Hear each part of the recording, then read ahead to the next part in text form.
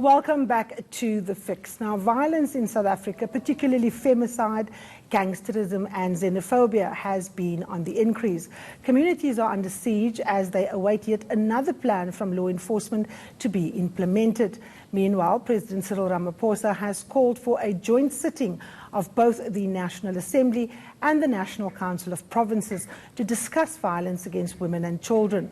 Joining me now to look at these measures is Mannenberg teacher and community activist Gabeba Gaidien from our Cape Town studios. We were going to be joined by the Deputy Minister of Police, Mr. Castle Matale, but he cancelled at the last minute.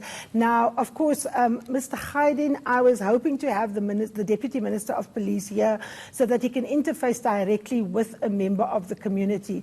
You are a teacher in Mannenberg. You are a resident in Mannenberg.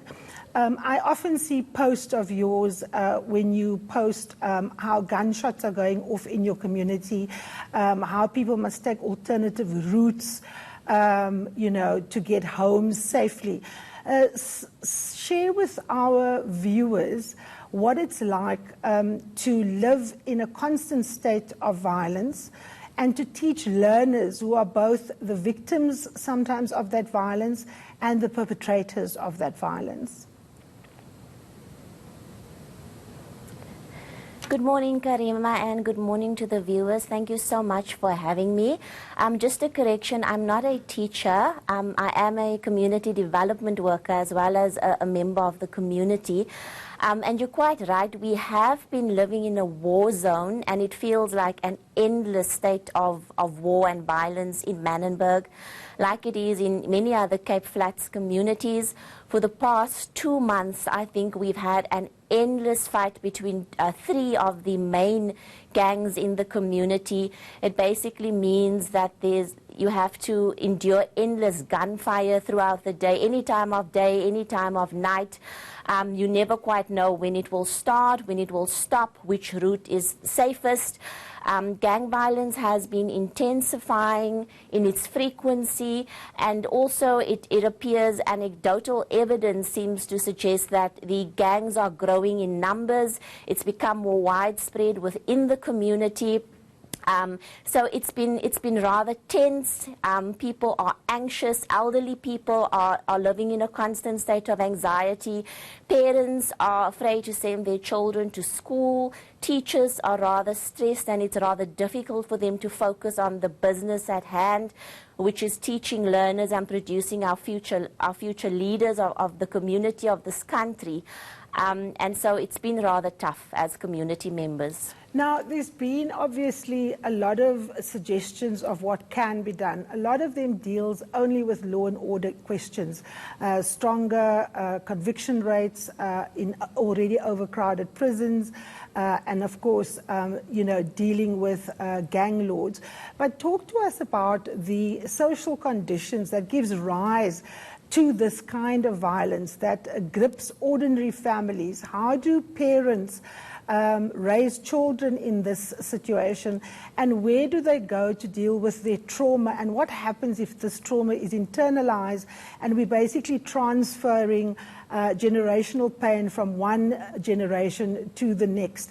Are the law and order initiatives enough to actually deal with the scourge of the way in which particularly gang violence and the subsequent femicide, the subsequent preying on children happens in a community like Mannenberg? Absolutely, Karima, and I think that is the question to ask. I think that South Africans are going through a tough time. It's really hard to put in words or to describe in words the troubled soul of this country. And I think what we have to learn to do as a country is to have more reflective discourse about violence in all its manifestations.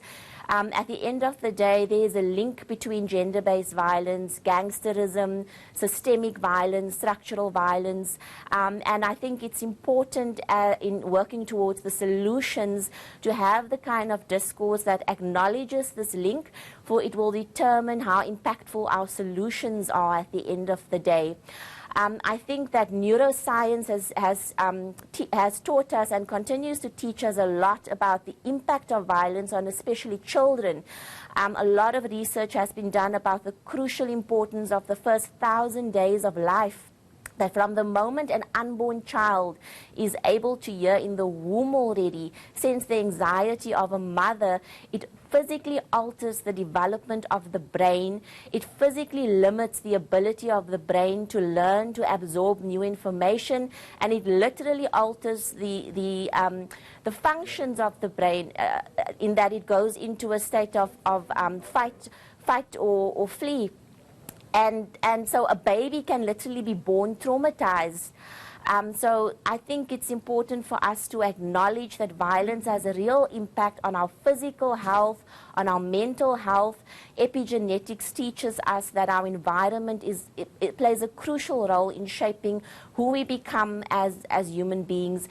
And so when we look at solutions, we have to look beyond law enforcement. We have to look at how violence really is a result of how we are socialized as a people, our history.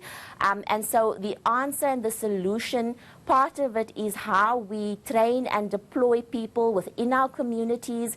We've institutionalized healthcare, we've institutionalized early childhood development, and we need to learn from the success stories of nations like Cuba, who, in terms of their primary health care, their literacy rates, have literally trained foot soldiers and deployed them at household level, at street level, and this is how they've managed to turn things around for the better. Now, one of the big issues, of course, is that the police are often also perpetrators whilst they are supposed to uphold the law. We know that as a group, policemen kill their intimate partners more than any other group of men. What kind of training, given what you've just sketched out, ought the police to be engaged in to enable them to deal with the complexities of this when they come across as first responders to a rape survivor, an abused child, a child that is on tick, a mother that has been abused by her husband? That's an excellent question, Karima, and such an important one. First and foremost, I'd like to acknowledge our policemen and women who really put their lives on the line to serve and protect our communities. There are some great success stories amidst all the horror and complexity of our issues. I personally know many policemen in Mannenberg who have paid a great price just for serving our people.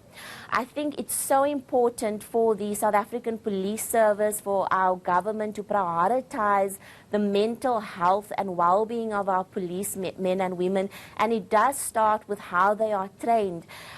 Part of the constitutional mandate of our police service is to protect and have preventative strategies for violence in partnership with the community policing forums. And I think how they engage communities, how they share information, how they approach school learners when they find them loitering on street corners to be more parental than a law enforcement strategy. That is a pivotal part of preventing violence, of preventing it becoming a cycle. So that is crucial, absolutely crucial. Soft skills training is crucial. Absolutely. Thank you so very much, Gabeba Gaidien, a community leader from Mannenberg.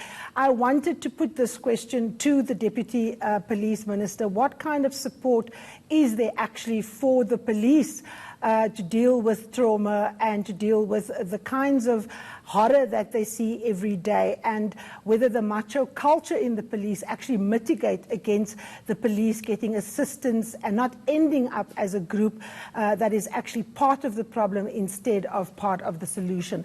Up ahead, we look at our embattled state-owned enterprises and if they can be saved. Stay with us.